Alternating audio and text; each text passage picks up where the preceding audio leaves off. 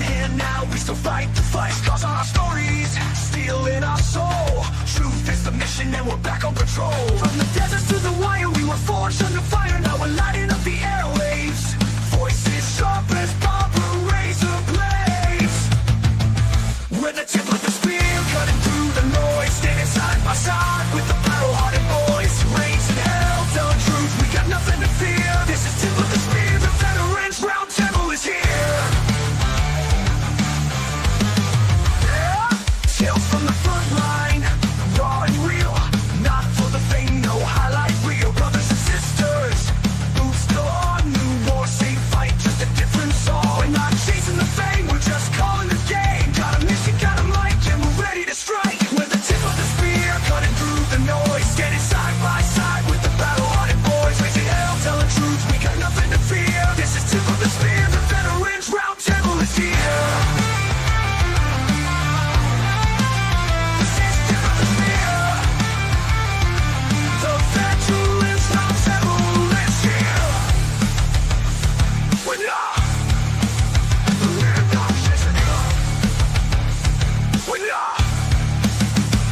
Chasing the front line, raw and real. Not for the fame, no highlight reel. Brothers and sisters, boots still on. New war, same fight, just a different song. We're not chasing the fame, we're just calling the game. Got a mission, got a mic, and we're ready to strike. With the tip of the spear, cutting through the noise. Standing side by side with the battle-hardened boys. Raising hell, telling truth, we got nothing to fear. This is tip of the spear, the veterans Roundtable is here. This ain't a show, it's a war room. The sound of warriors taking back the narrative. One voice, one mission, we've earned this mic. Now listen, we're the tip of the spear, cutting through the lies with the strength of the fallen and fire in our eyes. From the barracks to the booth, we stand loud and clear. This is tip of the spear, the revolution is here. Mic check, battle cry. We speak, they can't deny. This is our time, our year. Tip of the spear, we're here.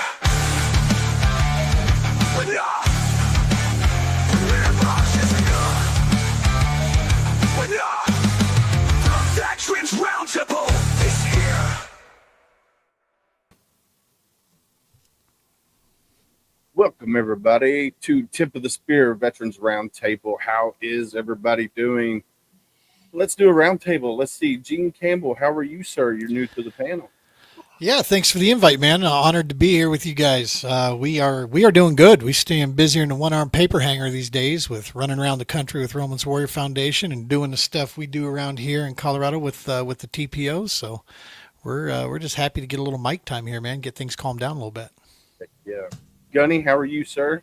Still recovering from Texas. What a great trip that was. You know, down there doing some bow fishing, getting some nasty gar and carp out of the water. So the bass and everything else can thrive like they should be. Heck yeah. Miss Carol Lee, how are you? I'm doing really well. I'm excited and happy to be here today. Awesome. Miss Pippa, how are you? Always well and always lovely to be here. Thank you very much. Awesome. Mr. Rich, how are you, sir? Having a nice air assault day. Doing great. Nice. Sean, how are you, sir? You're new to the panel as well. Well, I had to come where all the cool kids were, like I said before. And just for Rich, I'm going to give him the same greeting I gave everybody at Fort Campbell, and that was leg. Awesome. God Freeman, how are you, sir? Well, I don't have any exes in Texas that I know about, so that's pretty good. Awesome. So it's been, a month since we all got together last.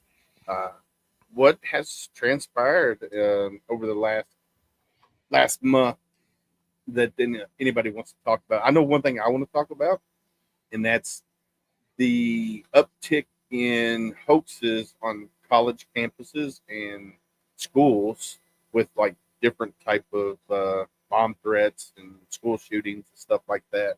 And then there was one actually that happened today up in Minnesota today. What do you guys think about the uptick in those? What do you think is causing? I think the uptick is part of a generation. How do I get out of class the first week of school? Calling a threat, calling a SWAT attack, and cause a large police presence on campus and no classes for a day or two. What I feel about Minnesota, that's horrible. 2 little kids were killed while praying in church. And then the fella killed himself. And so he didn't get to face justice by 12 men. 12 of his peers were multiple guns from police. Yeah, yeah, I heard about that today. I was at on my first job, and my buddy came over and he goes, "Hey, did you hear about the shooting today?" And I'm like, "No." And he's like, "Yeah, it's a school shooting up in Minnesota, middle school or elementary school." He didn't know for sure. And he's like, "Yeah, it's the 20." I think he said 20 at the time. I think it's 17, right? I think is the number they say it now, 17. I think it was I thought it was 19 and 2 had passed. So Good. So it was 17, but it was originally like 19 people, but then 2 children had passed. So it brought it down to 17 others. Which is scary for me because my daughter's a freshman at EKU, and there's bomb threats going, school shootings, bomb threats going all over the country. And then today, you got the school shooting up in Minnesota. Well, my niece goes to Shelby County High School, and there was a bomb threat called in there, and they were on lockdown for a couple hours. So it hits home. Here we are. I'm in friggin' Mount Washington, Kentucky. I'm an hour and 40 minutes from EKU, Richmond up there. Gunny's closer than I am, and it's just like, what do you do in a situation like that? Here I am. I know me. I would be getting in my truck and be doing friggin' 120 mile an hour to get to my daughter just to make sure she's safe. So it's crazy. I think there needs to be some more accountability for these people. I mean, they may be teenagers, or young kids, but there's so many of these challenges that get put on social media, and to them it's nothing more than playing Pokemon Go, right? They follow the leader. So I think there needs to be some harsher penalties. I think you hit the nail on the head. I've had that exact conversation with my son who's 20 in college. Their generation hasn't experienced consequences for their actions. Those protests that happened on campus last year and how the students did or didn't deal with it, and things like that. So, I tell him every day he goes to school, make sure your head's on a swivel, looking around, seeing what's going on. You don't need to, you might want to keep some of your comments to yourself because he's a little bullheaded like his father. So he has some opinions, So yeah, these days you can't just have a conversation. You can't just agree and still have a civil conversation, which is really sad. Right. The shooting today, my heart and prayers go out to the families. I can only imagine. I mean, dealing with that is just life changing. I don't know how you do it. Yeah. And I don't know how he even managed to do what he did. And I mean, to hear what he had with him, a pistol, a shotgun, and a rifle. And, but from the sounds of it, it had been planned out for a while too, because apparently they found a manifesto in his car or somewhere. So. Well, see, all right, here's me. My daughters both know how to shoot, and they're comfortable around weapons, right? Mm-hmm. But they don't have access to it at all. They're locked up. They can't get to them unless I open, the safe for them to get to them. So me as a parent, that's the way I'm going to, that's the way I'm going to be with my, my weapons. And I think other parents out there, responsibility of the weapon, keeping the weapon safe and out of the hands of children and possibly young adults. I think that should be what needs that. But how do we control that? You know what I'm saying? I think this generation, unfortunately, which I hate grouping people because it's not the whole generation, obviously, but there have been more studies on this generation that indicate the highest mental depression, mental issues in that younger generation. And a lot of it stems, now again, this is just strictly my opinion, so please don't, put me to a wall, but I think COVID really made an impact. I mean, the kids became a lot lazier. They stopped thinking for themselves. They didn't have to do. I think it's before that. I think so too. But I think COVID was a catalyst that really just kind of put that last. It's that everybody gets a trophy, right? Well, yeah. There's we no stop spanking our disappointment. kids. Yeah. That too. There's no disappointment at those younger ages anymore. Because even if you finish last, you're still getting the same trophy that the people that they get first is. Right. And then the social media, all these keyboard warriors thinking they're tough, and then they get in front of somebody and they find out they're not. Yeah. So what do? They turn to a weapon. They increase the violence. They've actually go ahead, Gene. I was just going to say they've started to go down that rabbit hole and start getting real data back from the social media area. And if you guys have heard the term, the hockey stick curve, they tie it directly to, and you can see about the time social media got crazy, you see an increase in that demographic of, 13 to 32 increase in depression, anxiety. You see an increase in, self-worth being degraded now, through this.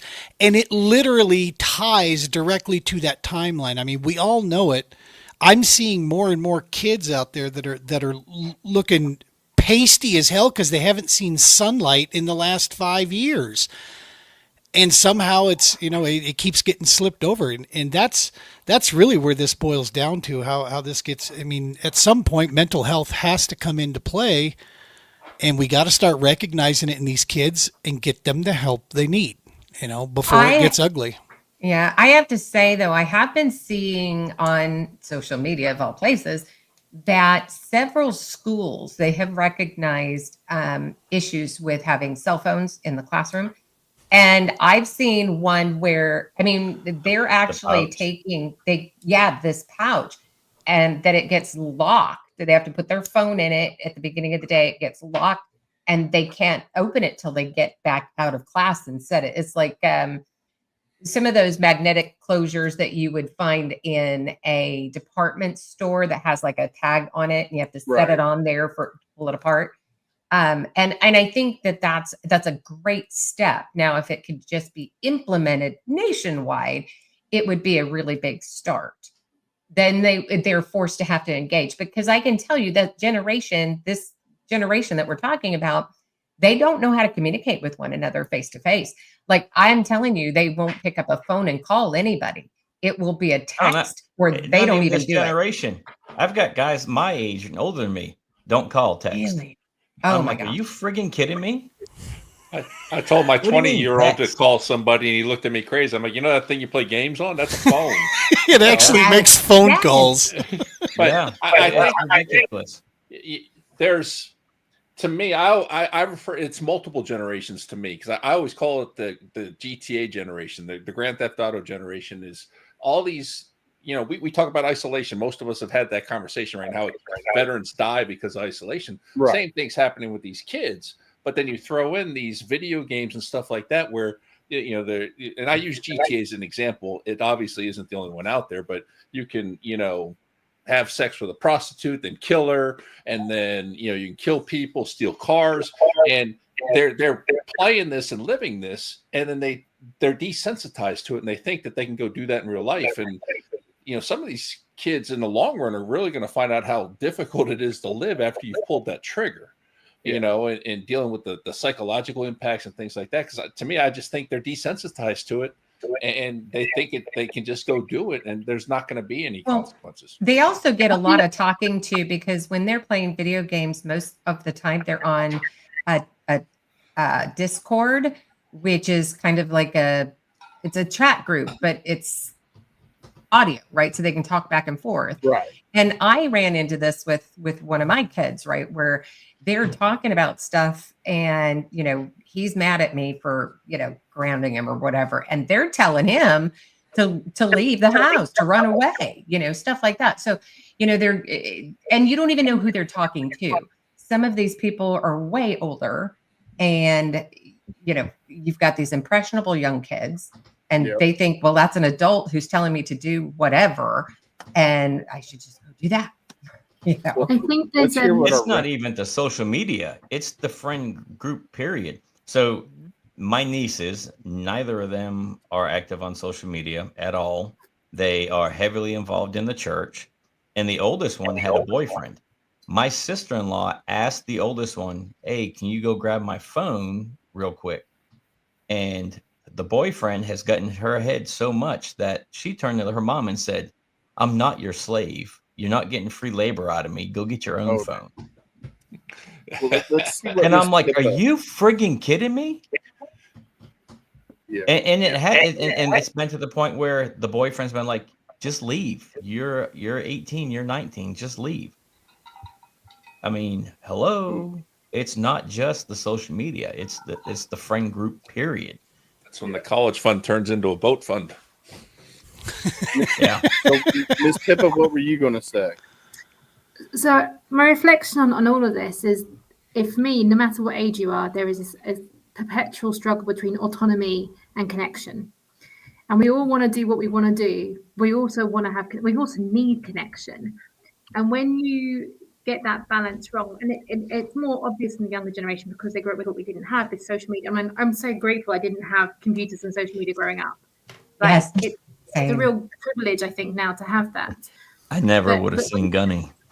When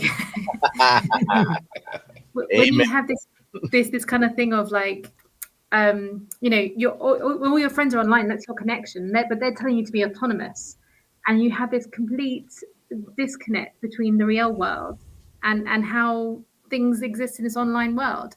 And so that leads to this misconception of, like you said, you can go out into the world and think you're really hardcore, and then piss your pants the first time someone confronts you. That leaves you feeling very unempowered, very fragile, very weak. And hey, I can access weapons. Let's go do that. And now I feel like a big, strong person. But it's always that struggle between autonomy and connection and trying to find that balance. Well, in the real world, their thinking is Facebook, right? And Twitter and Instagram and all of that. That is not the real world. That is not somebody right there in front of you, and they don't recognize that. Yeah. And that's also, their real world.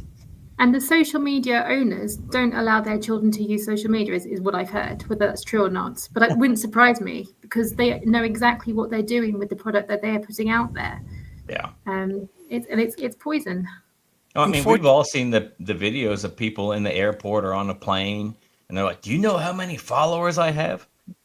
No, and I don't care. Act like a normal human being, act cordial, be respectful. No one cares about how many followers you have, other than you. You're the only one. Too many people in this, and leave it to me to redneck it up, but it just goes back to the not growing up in a time of talk and get hit. You know what I mean?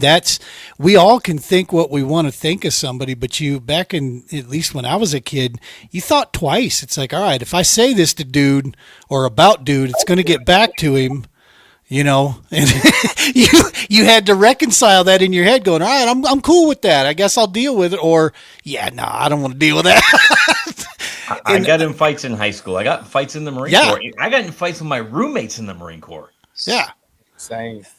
The kids nowadays, they treat a fist fight like it's some sort of domestic terrorism, and that's just ridiculous. At some point, you got to work this stuff out. There's a whole list of things that can be put into the problem with this. Social media, it's the devil. It can be awesome, or it could be the devil. But these kids today, when we were kids, just like you were saying there, Gene, if you had a problem in school, you settled it in school. You didn't bring it home. You didn't bring the bully home with you. Now the kids bring the bully home with them, and it's in their face because they don't want to miss something. So they're going to keep getting bullied for 24 hours a day, and that gets in their head. And then what do? Oh, I seen this thing like Sean said on Grand Theft Auto. I can go in there and just take one of dad's weapons and beat the crap out of this kid in school, and I'll be okay because I can just respawn and I'll be okay. I won't be in jail. But no, then reality hits you, and your mom and dad are not picking you up with the clink, or you're dead because you don't know what you're doing in life, and you got to get at it. You can't go to a restaurant right now and see a family that's not all looking at a piece of a computer or a tablet. The whole family does not talk to each other. They're actually texting to each other what they want for dinner. It just rips me apart. We were on a cruise back in March. The media package, the social media package, the internet package is not cheap by any means. The 3-year-old had full access to whatever she wanted to watch because it was keeping her quiet on the cruise. Yeah. You know?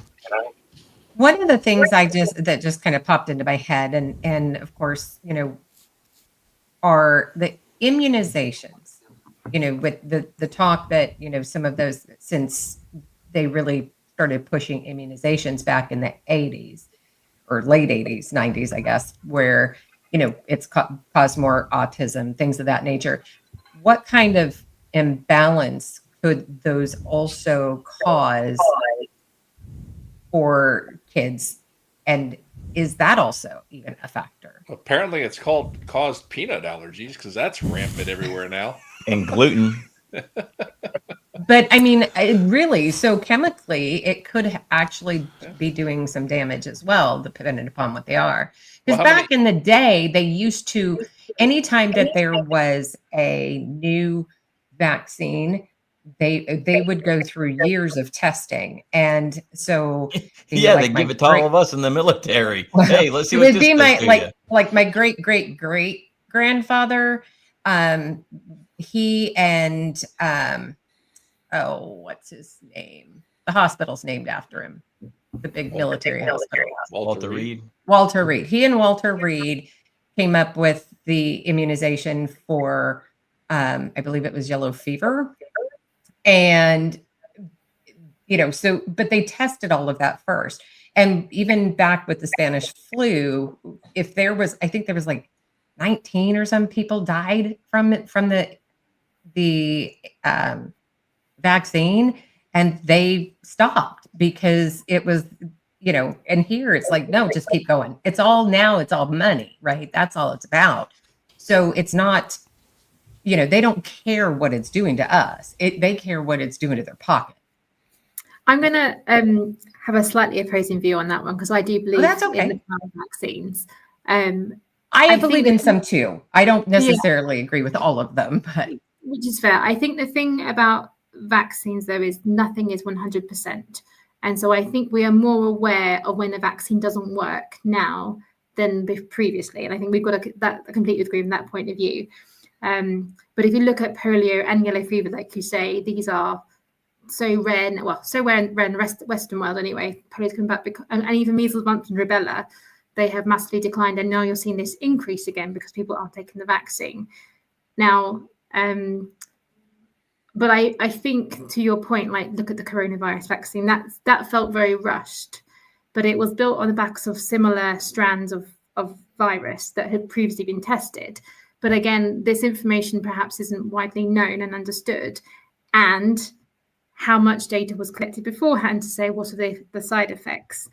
But I don't believe that vaccines cause autism. I think there's enough science that says that that's not true. But I do believe that vaccines can have other side effects that aren't properly recorded and can affect our well-being. And when you're throwing it into the mix of everything else, I completely agree that one more factor in how we can put people off balance mentally and physically in some cases. I would be interested, though, to see a military study on how many military children are born with some sort of defect or autism or what have you from those cocktails we get in basic training, as well as all of the different deployments we go on. Because I know tons of soldiers that have kids with some sort of thing, and maybe it's just pure coincidence, right? But for me, the problem with the COVID vaccine is our politicians failed us and made it a political issue. They didn't give a damn about the welfare of the people. They were only concerned about turning it into an issue to get elected. And that's where the whole thing went south, in my opinion. Whether it's good, bad, or indifferent, I don't really care at this point. But it's never been political. I agree with that. And they lied about it. So my son brought home, when he came home, he had his medical information because he was medically discharged because of an adverse reaction to the COVID shot.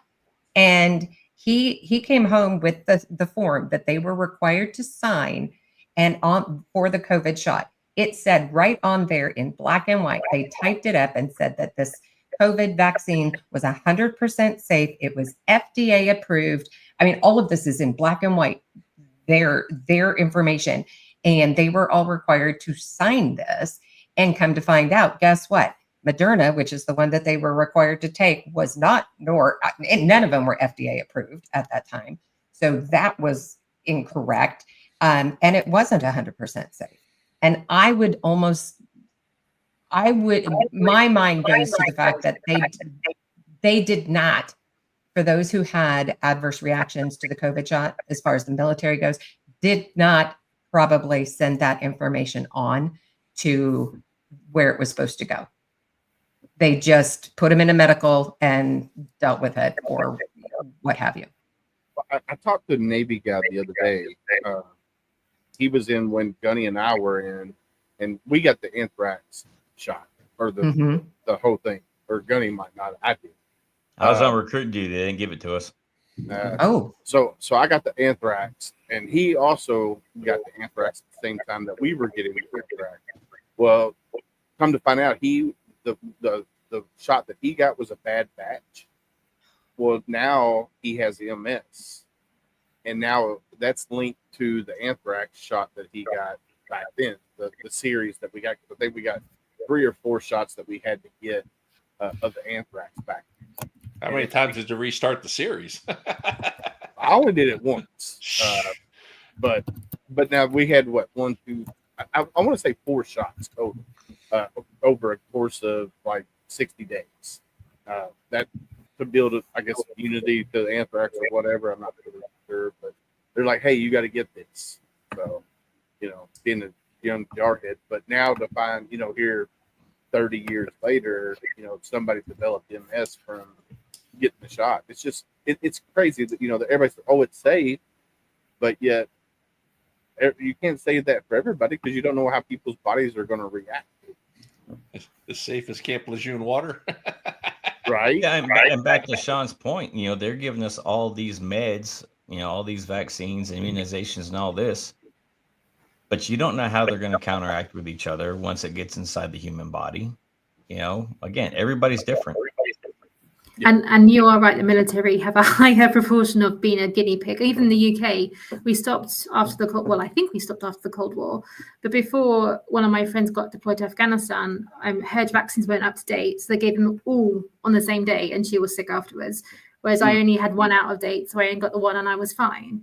I mean, for sure, your body's going to have a bad reaction to being given everything in one go. And things like nerve agents, well, we know that nerve agents are bad for you in any form. So it stands to reason that vaccines against them will also be equally unpleasant, particularly if applied en masse to, with everything else. So I do agree that the military, the US probably has a higher percentage because you've got a higher military than we have. So you are more likely to see these kind of things come out than anyone else will, most likely. Bricken just says the flu myths, don't forget that one, spinal infection. So, yeah, when I go to the doctor, whether it's the VA or my local doctor, my primary, they're like, "What do you want to get the flu shot?" I'm like, "No, I never get it. I don't ever get it."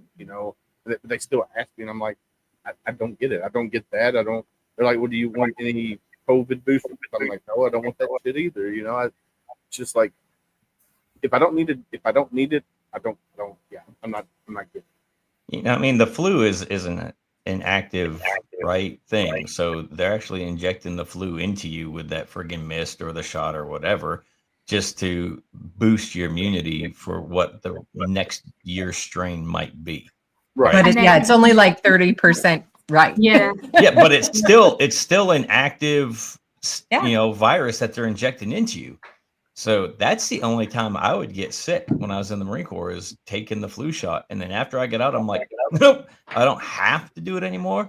Nope, not doing it. They'd always give Not it to at us all. Thanksgiving. So we Yeah, get yeah, right before Thanksgiving or just before you go on Christmas leave. That's horrible. Yep. every time. Yeah, every time. Like So- they want you to take your leave sick. Exactly. Right. Yeah.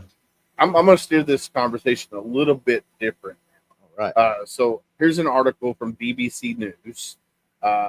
German cabinet backed voluntary military service opening door to conscription. So this was 6 hours ago. Germany's cabinet has passed a draft bill which will introduce voluntary military service. The bill could also lead to conscription if more troops are needed. So I'm assuming that in Germany you had to serve in the military, and now they're saying that you can do it voluntarily. What are you guys' take on that? So I'm gonna give you mine. I think here in America, I think everybody should serve at least 2 years in the military right out of high school. That's my personal. There's a lot of people that don't agree with that, but that's mine. It's either military service or go straight into college or trade school. That's the way I think that should be. Well, there's several countries that have that mandatory requirement, and it may work for them, it may not. I think part of what makes our military great is being an all volunteer service. And I think requiring people to come in, you'll see a lot of impacts like you had with the draft for Vietnam, where you get people who just don't want to be there, and they're going to be nothing but a pain in the ass the entire time. And it's just one of those things that I don't know that it would work out very well. But I will say in the same breath that I think if you're going to be president of the United States and commander in chief of the military, you have to have served at least in the guard or something to have some sort of experience with what the military is, as well as being on like any of the committees, like Armed Forces Committee or anything like that. Yeah, I would agree. At the very founding of this nation, it was never stated in the beginning that everybody should have a right to vote. Right? That had to be changed over the course of years.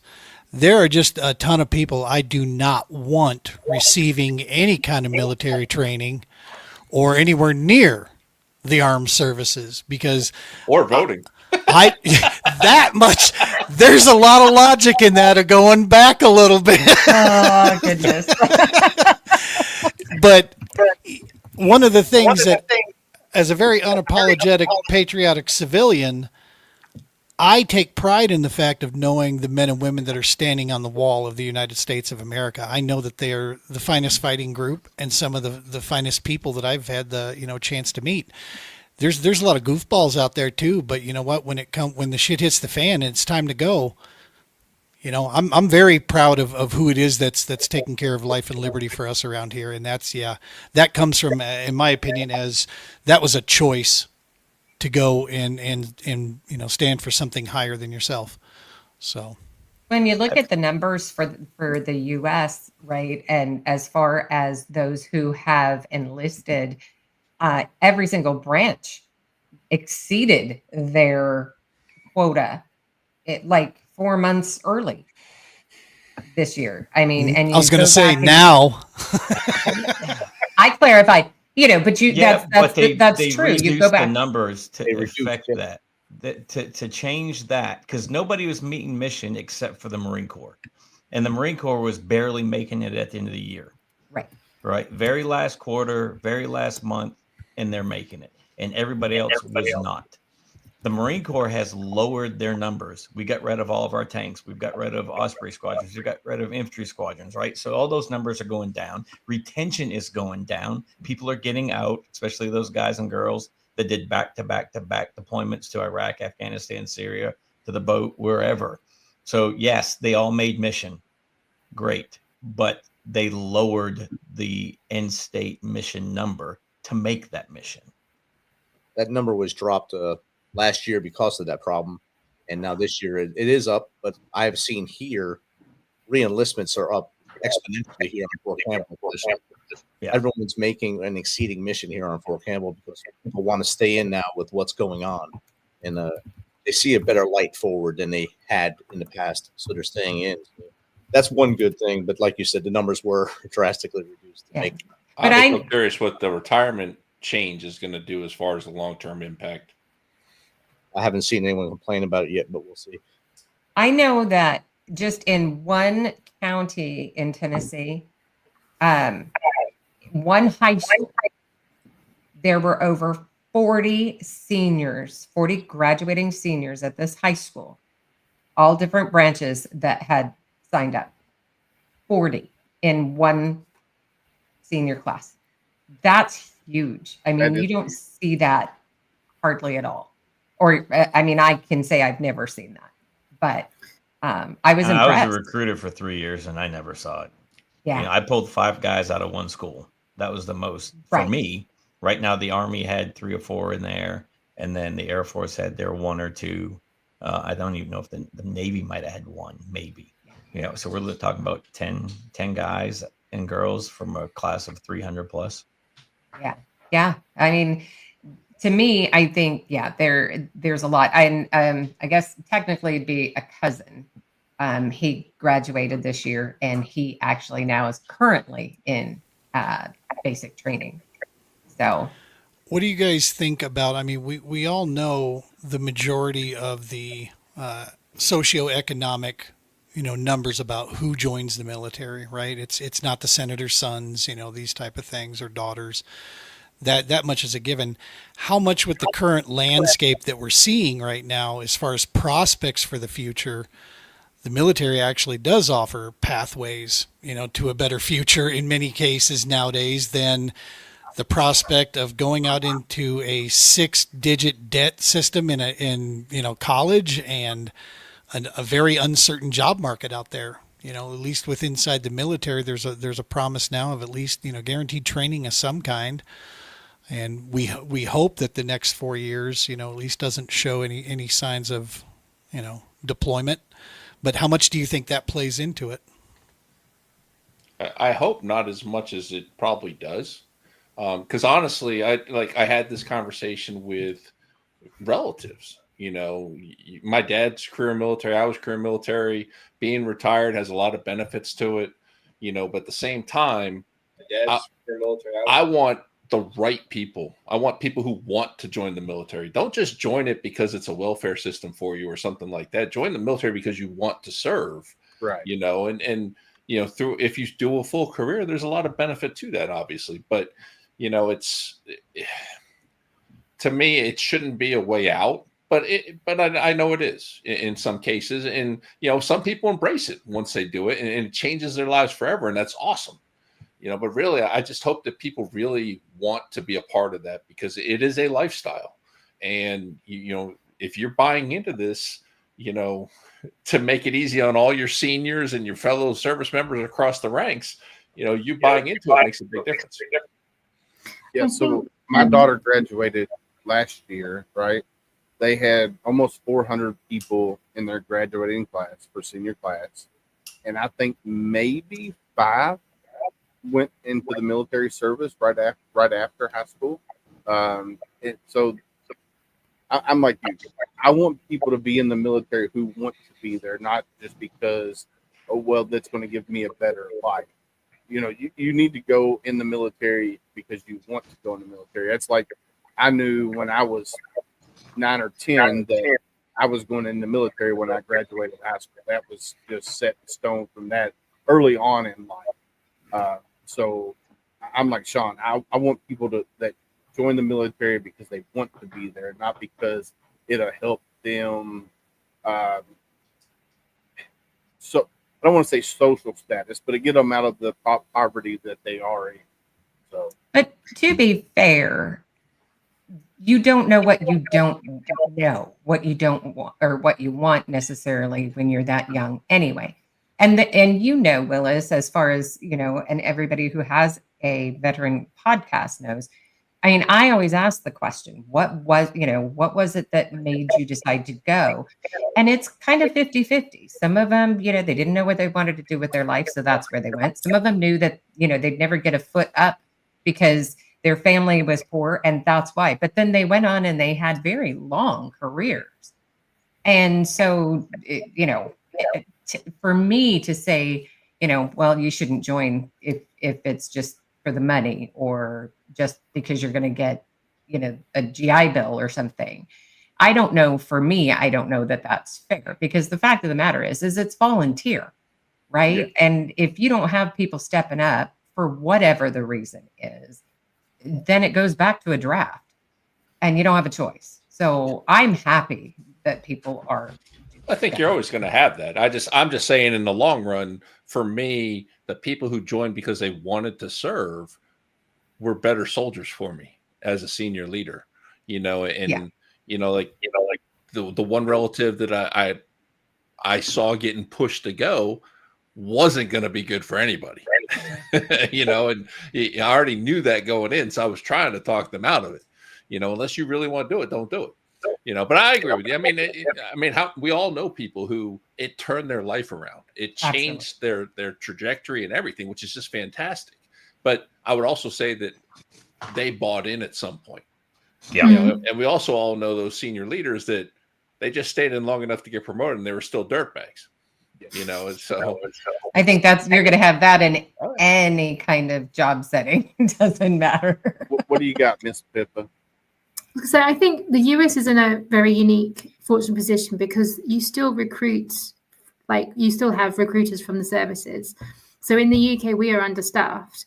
And I put a lot of the blame on the fact we outsourced our recruitment to companies like Capita, or like we call them Crapita, who don't understand the military process, who reject people for things we wouldn't reject them for because they're doing a tick box exercise. And you need to do the holistic process. And I used to run the London district training during my training battalion years. And you can see straight away. And I remember I used to do it with the Paras, who used to be there for the infantry selection. And they'd see a girl cry and they go, Pip, go and talk to that girl because she's crying. I'm like, she's crying because she hasn't trained for this, not because she needs any help from me. And I remember one occasion there was a girl who'd been through twice and she still failed and she was crying. I was like, but you haven't trained. You're here twice. How much do you want this? And as a volunteer system, you can go, you don't hit the standard, therefore you're not good enough. Thank you very much. But you haven't taken this seriously. Now, we had conscription after the war in 1949 to 1963-ish, mostly because we were trying to staff the empire back in the glory days. And we stopped it, though, because firstly, the empire got dismantled for good reasons. But also, secondly, we found that, like you say, conscripts do not make good soldiers. And during the wars, we conscripted, but there was a real clear present danger that we believed in, and that made us want to step up. I think in Europe, though, what we're seeing is we still see Russia as that real present danger right now. And it's on our doorstep. And Germany, there's been, I don't know if you guys get this on your social media, but there's a lot of stuff around Germans making jokes going, just to be clear, you want us to build our army up. You're asking us to build our army up. And the thing is, we are. Because after Ukraine, you've got Poland, then you've got Germany. And we're understaffed in the UK. The French are understaffed. The Ukrainians are struggling. And so there is a present. But I'm with you. Is conscription the right answer? Probably not. Because conscripts don't all make good soldiers, airmen or sailors. But you have a clear and present danger. People aren't signing up. What do? You force the matter. I'm interested to hear from you, Pippa, about how you guys are truly viewing Russia at this point, because other than the threat of nuclear war, I have been really surprised with how poorly they've performed as, one of the former superpowers, and how, Ukraine has really held their own for so long. Because when it all happened originally, my initial thought was they're just going to roll through it and it was going to be a speed bump. But that didn't happen. So I'm just kind of curious what the European view is of Russia at the time. I think so. The nuclear part actually worries us the least, because we all know if we press that button, we're all screwed, right? That's a button that nobody actually wants to press. But even before this, if you look at the Baltic states, so I've got friends who work in our foreign service, and I remember there's a thing called the Tallinn Manual, which is about cyber warfare, and it was built together in Tallinn. And I remember when that was being written, we went over there. And the Estonians' view was we have three problems: Russia, and Russia. And that is the view that's shared by all of us. And I, you won't know this, Sean, but I speak Russian. I have a degree in Russian. I lived in Russia as a student for my first degree. But that was a very different Russia to what we see today. And And like all nations, we go through these cycles of looking back to the good old days, the days of the empire of the British. But for Russia, it was the days of the Soviet Empire. And Putin is a child of that empire. He is a son born and bred in the hell pits of the KGB, of owning half of Europe and Central Asia. And he's of an age where the only way to keep power is to start a fight elsewhere. And that's what he's done. He didn't expect the resistance that he got. The Ukrainians have done a marvelous job, but they've done it with weapons from all of us, as we know. And what do you do when you're backed into a corner? Well, if you're sensible, you negotiate a peace deal and hopefully walk away with your head held high. We're not sure that Putin thinks that way, because if he did, he wouldn't have kept going this long. He miscalculated our lack of interest in Ukraine, because when he invaded Georgia, when he invaded where else it was, he did it a couple of years ago, we kind of went, oh, I don't really care about these countries, so you can have those bits. But Ukraine we care about because it feeds most of Europe and Africa. It is that final line of defense against basically what we consider, the former Western Europe plus Central Europe. He miscalculated our interest in it, but also he miscalculated how difficult it would be. But as a result, he's a man cornered who doesn't like to be cornered, who wants to be strong. So it'd be a mistake to start a war on another front. We all know that from most of our history lessons. But also that's what happens when you're pushed to a corner. So it is a real concern for us, definitely. Okay.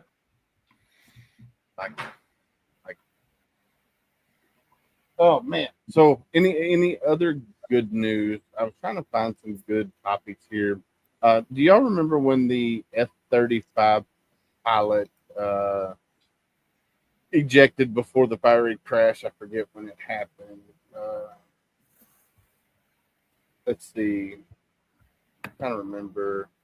So August 20th of 2025. Do y'all remember when that F-30, a U.S. Marine Corps F-35B Lightning II takes off during? That's when it. I'm assuming it's when it crashed. But there's an article here that's on military.com. This F-35 pilot was on phone for nearly an hour with engineers before ejection and fiery crash.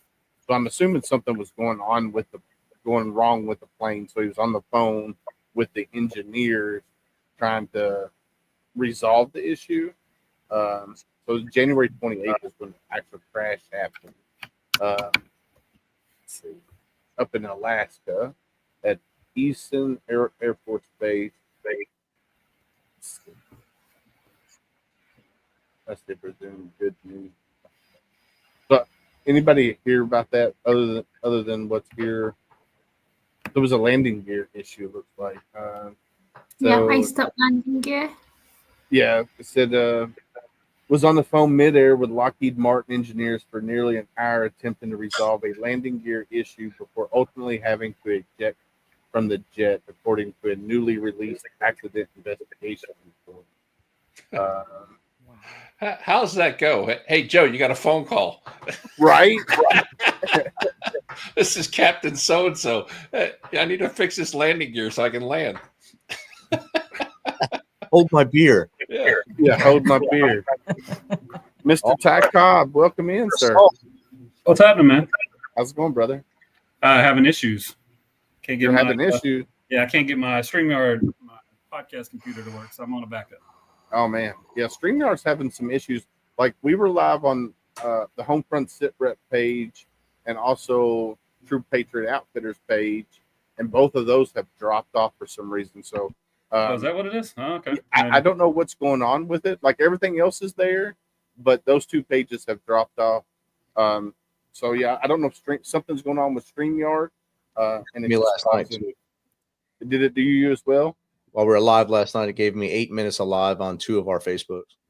See, that's I'm wondering what's going on with that, because I reached out to Adam, of course, Heroes Media Group. I want to give a big shout out to Heroes Media Group.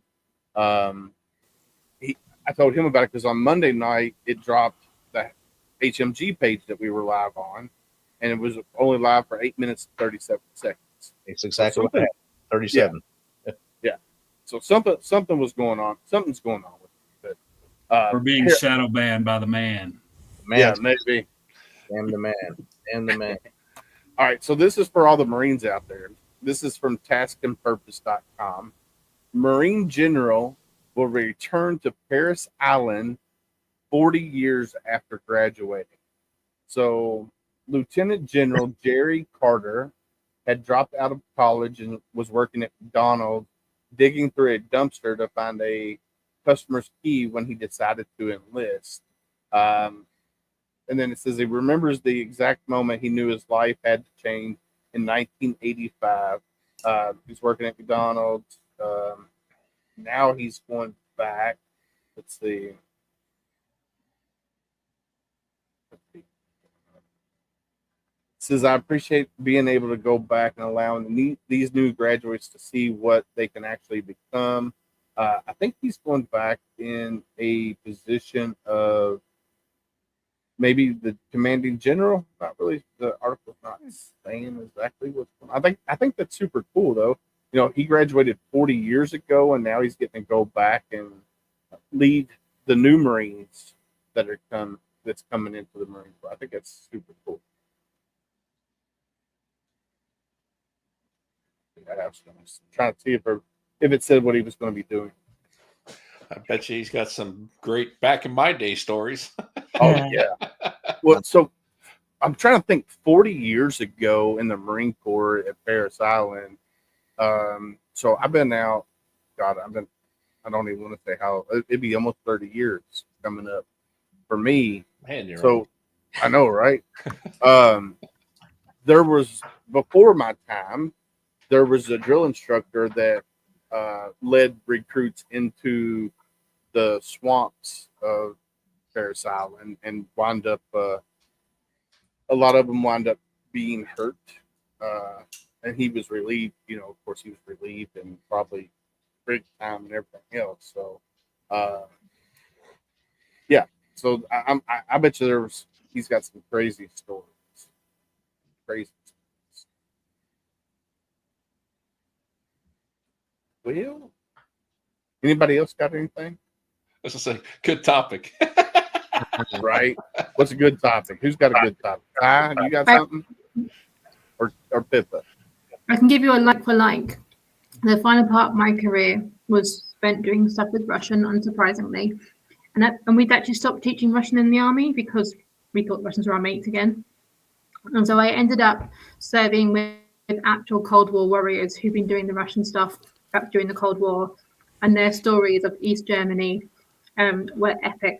And it was just always this, like, one time in Berlin, we did. Have you ever seen the film? I think it's Atomic Blonde, where they're in Berlin. It's all spy games. I mean, the way they told it, that's how they lived it. And to this day, I will not question that if that was true or not, because they were great stories. That's awesome. Speaking of spy, U.S. military contractor accused of trying to spy for China, charged with espionage in Germany. Awesome. An American man who worked at a U.S. military facility in Germany and allegedly offered to supply sensitive information to China has been indicted on espionage charges, German prosecutors said Monday. The suspect, identified only as Martin D., in line with German privacy rules, was arrested in Frankfurt in early November in an indictment sent to the state court Copenhagen.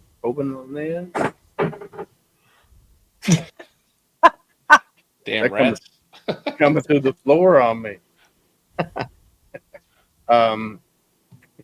He is charged with having declared his willingness to engage in espionage for a foreign intelligence service.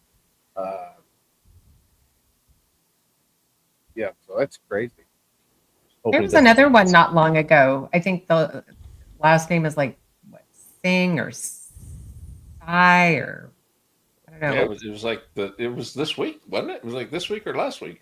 Well, they caught him like a month ago, I think, and I think he just has been found guilty, and they found a lot of documentation, information about like our tanks and things like that. And I want to think he was Navy. I would love to see us actually hold these people to the old standards we used to hold them to for this type of thing. But like, I remember when Bergdahl did all his stuff, and now he's what, in a women's prison now or something? I don't know where I mean, Josephina now. Yeah, why is he even breathing? That'd be my question. And Bring back the yard arm. Yeah, but at the same time, look at what our politicians are doing. And it's like, how can you have a separate standard? The half the stuff that I've seen on there are things that we would have been court-martialed for, and thrown in Leavenworth. But it's just ridiculous. And keep secret documents laying around the house. Use it as a coaster. It's like it's crazy. It all goes back to accountability. Throne reading. Yep. We had a Intel sergeant arrested here, I think 2 years ago, and convicted last year for espionage for China, and he did it for like $15,000 so he can get parts for his car. Oh my What? He wanted to be a racer, wanted to be a street racer, so that's what he did it for. That's I mean, I don't condone any kind of that behavior, but if you're going to do it, at least make it pay. Yeah. Like, We are not advocating for anybody listening. This is not. I'm helping Willie. But if you're gonna do it, go watch some of those old documentaries about the guys who brought in millions. La la la la la. We had a guy recently. He wasn't intelligence. He was actually signals, but he thought it was intelligence. He tried to spy for the Iranians and tried to be a double agent, and I think he's gone down for life, rightfully so. But that's the most recent one I can think of. All right. So what do y'all think about the people burning the American flags here recently, trying to get arrested, and all this stuff that's going on now? What do you guys think about that? I think this goes back to our first topic tonight of social media, and those people want likes and want followings. So as soon as it was signed, how do I get more likes and follows? I'm going to burn the flag right in front of the White House. I'm going to stand there in a combat shirt and look cool and say this. So I'm going to get a bunch of likes and say at the same time, I love America. So it's just for the likes. And they're not, and when they make it a challenge, right? I mean, how many people will avoid a challenge? Not many. Yeah. Yeah, I think it's stupid, and I agree with you, Rich, that they're doing it for the likes and trying to get their 15 minutes of fame. That's what I think is going on with that. That 15 minutes, though, is going to find them prison time here from the sounds of it. Yeah. Yes. Like Rich was saying, it goes back to me, consequences for your actions. I've done numerous reports on Hamas in my different intel schools I had to go to. If you're telling me that you support Hamas, you're telling me you're a terrorist. They're one of the oldest terrorist organizations in the world, and that statement alone has consequences, but we don't do anything about it, so we need to start, holding people accountable for what they're doing and saying, and things will start changing because all these people who say they claim or they support these things have never lived that life. Give up all your freedoms here in the U.S. and go over there to the Gaza Strip and, be pro-Hamas and see how that works out for you. Different lifestyle. It's a slippery slope, with the free speech thing. I still don't know where I land on it, whether or not burning of a flag should be considered free speech or not.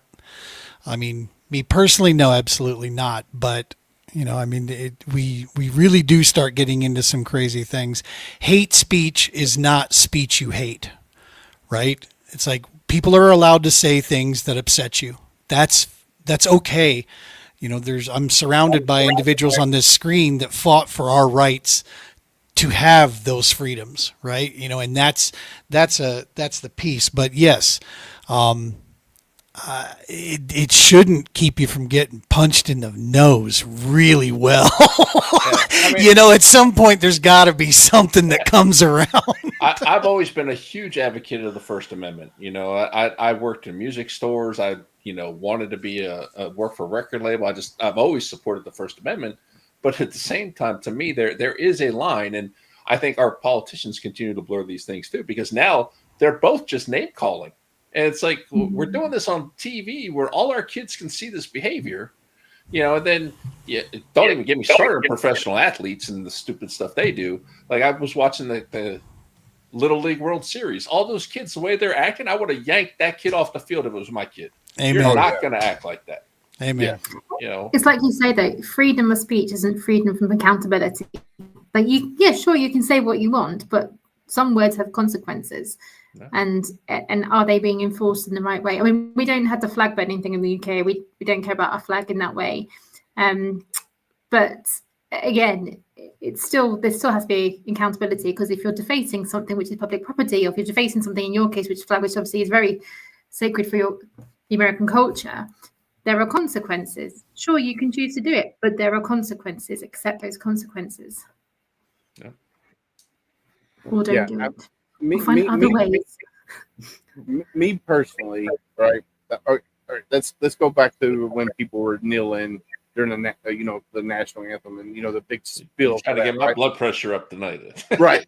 So, here we are. We're veterans, right? We fought for people's rights, their freedoms here in America, to keep those freedoms. A lot of people were, pissed off that Colin Kaepernick was kneeling for the flag, and all these other people, all celebrities and stuff. I'm like, look, I fought for their right to express their whatever. If they want to kneel for the flag, that's their choice. I'm not going to do that. That's just like burning the flag. I'm not going to burn that flag. Now, if somebody was out in my street right in front of my house and they were trying to burn the American flag, I would probably go stop them. That's just what I would do. That's me. But now, do they have the right to burn that flag?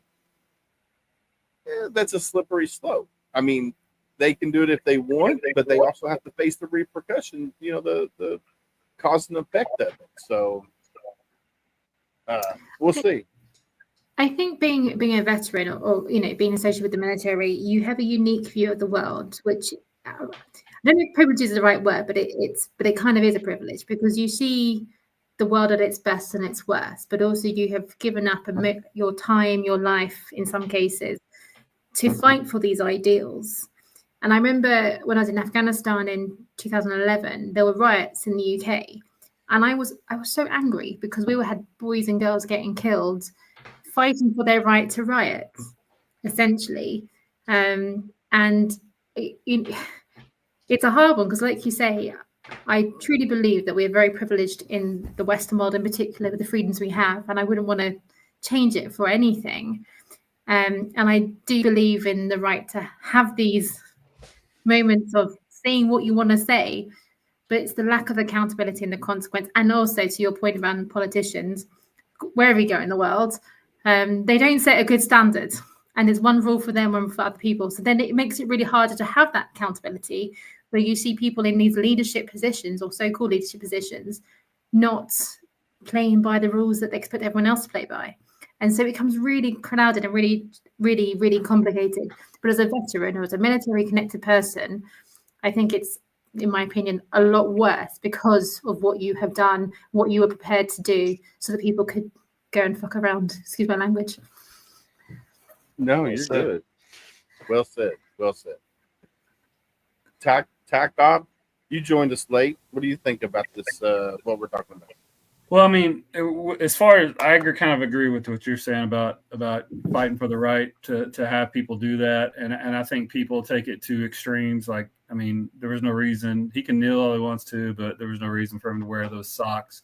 It's just being antagonistic, and that's kind of how I feel about that. Yeah, he has every right to do it, and I still stand for that right, that he has the right to kneel if he wants to. But I just think people take things to the nth degree when it comes to what's the word I'm trying to say? When you're trying to tell somebody they need to be a good person, I forget what it's called.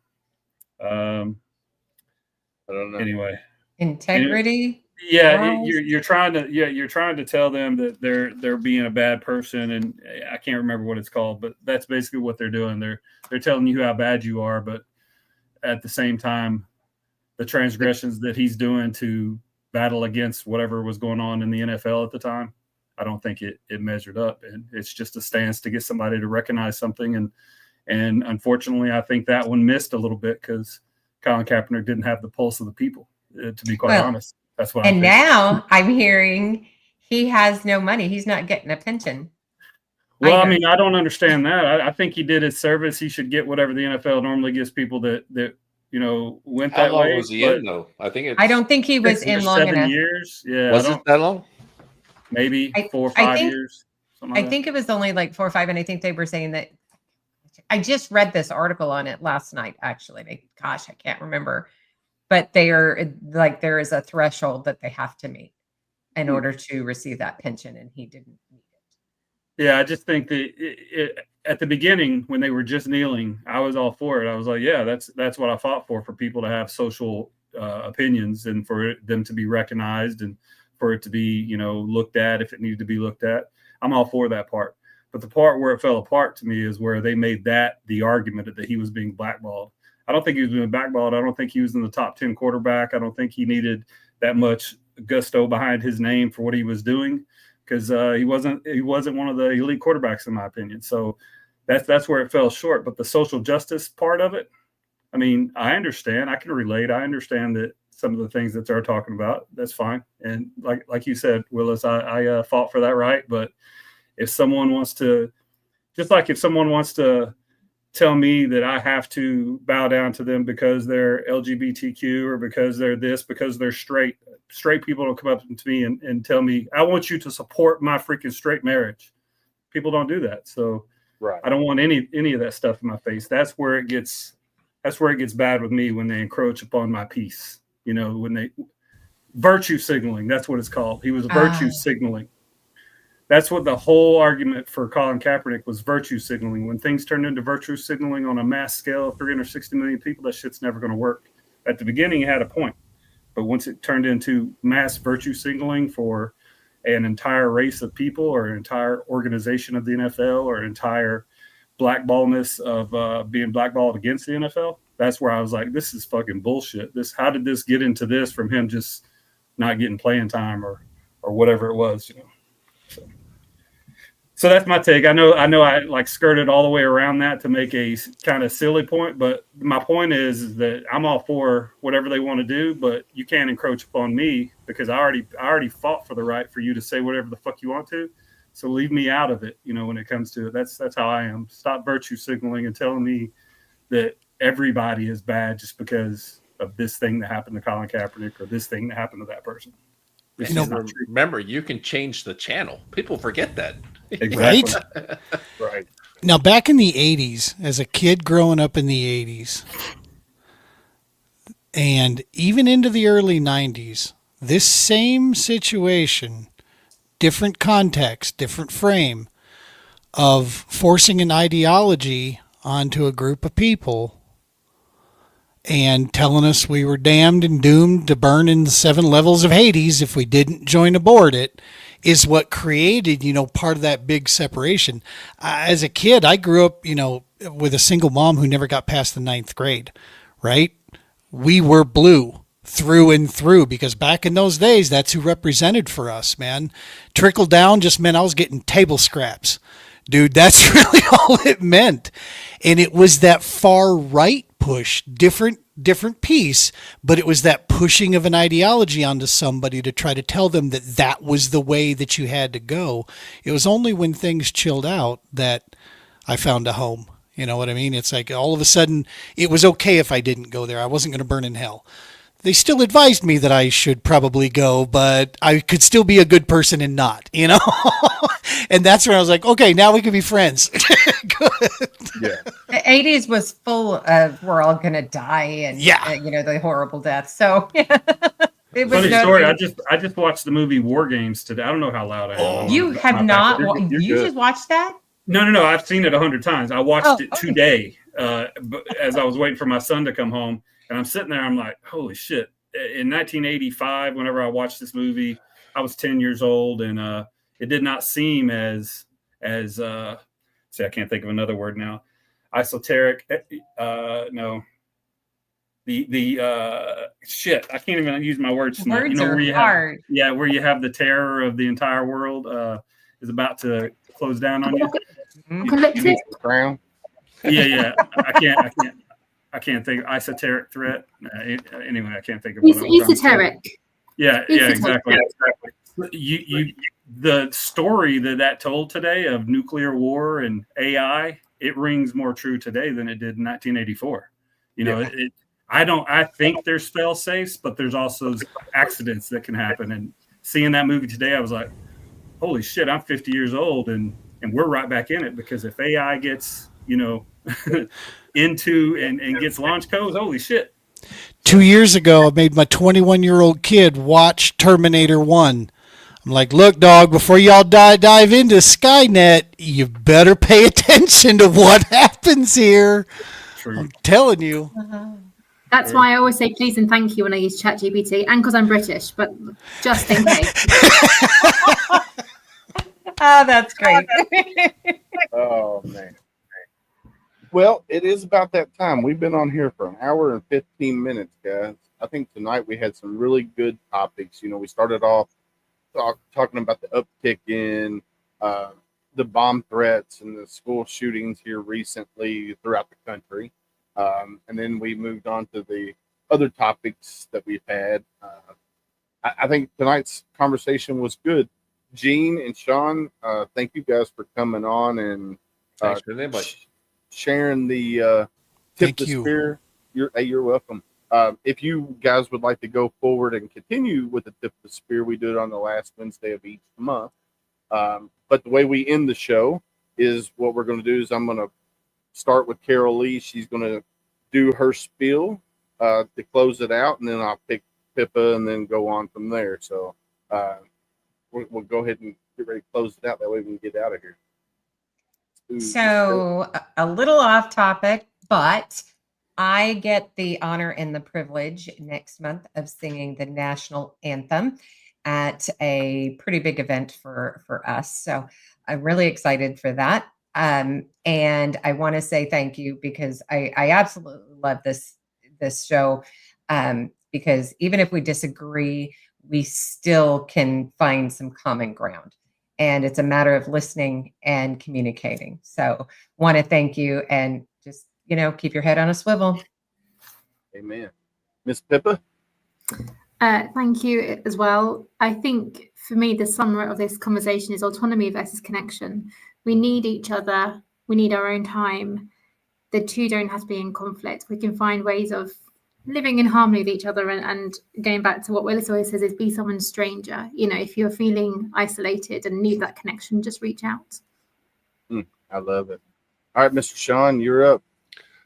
Once again, thank you for having me on. This was fantastic. And I never thought I could have, these type of conversations with, a Marine who eats crayons, but it's just been fantastic, brother. And truly love all the work everybody's doing here, and can't wait to see what else we can do. Awesome. Mr. Gene, you're up. Yeah, it's an absolute honor, man. I've been watching you guys for quite some time, just being one of the new kids with Heroes Media Group here. We're honored to be included in these conversations, to have this. I want to echo a couple things. First off, Sean, joke's on you. Purple tastes like grape. That's because I've got a lot of Marine buddies. I'm not a Marine, but I got a lot of buddies that are. But no, the ability to have conversations here and listen for understanding, maybe not listening for agreement, right? I mean, again, this is that double standard. Let's hope this becomes contagious and infectious going forward for more and more people, because it helps you get that mental health clarity, right? Keep things focused. Definitely. All right, Mr. Tykov, let's wax poetic, brother. Oh yeah, hey, absolutely, man. So I appreciate the network that we've built with this show. I always enjoyed Heroes Media Group, MisFitNation, and HomeFront Sitrep. But what I really want to say is, like the gentleman just said, you have to acknowledge everybody's issue. You have to be able to understand their issue. You don't necessarily have to agree, but the things that we're bringing together on this program are like a big mixture of everything we have on our Each's podcast. So some of the things I want to talk about in the future are, what we have going on. I want to make sure that we have a schedule that we show at the end of the show of what all is going on the other shows, David. I'll be more than happy to do that. And then I also want to say we got to start talking about atomic energy. We got to start talking about mining helium-3 on the Earth, on the moon, and we got to start talking about mineral mining on the bed of the ocean floor. So these are all exciting things that are going to be happening in the next couple of years. And I'm just excited to sit around and talk about it with a bunch of veterans. And then when veteran-centric issues come up, we talk about those too. I appreciate you. Triple Threat Vet Podcast every Thursday at 7 p.m. Tomorrow we have a Army and veteran guy named R.L. Sumez, Army and Navy veteran. So it's episode 113 tomorrow, Thursday, 7 p.m. Love you, bro. Hell yeah. Love you too, brother. Love all you guys. Thank you guys for coming on here, and thank you guys for making Tip of the Spear what it is. And I love that we can all have our own opinions and still get along afterwards. You know, we learn the more we talk about different things and the more we see other opinions and others' opinions, the stronger we become as humans. And I want to say, hit this right here. Listen, guys, you're not alone. If you're out there and you think you are alone, you're not. I'm just going to read this right here. In the silence of your struggle, remember, though unseen, you are deeply held in the hearts of others. You are not alone. And Pippa said it a while ago. # be someone stranger. Listen, we as humans, we're more apt to talk to a complete stranger than the ones we love the most. So if you're out and about and you see somebody, go up to them and say, hey, how you doing? If they give you the red flags, I'm okay. I'm hanging in there. I'm living the dream. Ask the next hard question. How are you really doing? But be ready for that conversation, because it could be a 5-minute conversation. Could be an 8-hour conversation. You have to be ready for that conversation. And then this right here, it takes a village. Guys, what we got here on Tip the Spear, it's a village. We are your tribe. Anybody could be your tribe. Gunny talks about doing the cell phone roulette. Open your phone, go to your contacts, scroll through, just hit your finger on it. Whoever it stops on, give them a call. If they answer, talk to them. That could be a 5-minute conversation, could be an 8-hour conversation. If they don't answer, do it again. Spin again. Whoever it lands on, give them a call. It might be somebody you haven't talked to in 6 years, but reach out to them. Let them know that you care about them. You never know, that person on the other end could be having a bad day. So definitely, it takes a village. Be somebody's stranger. Like we always say on Tip the Spear, stay safe out there. We got your six.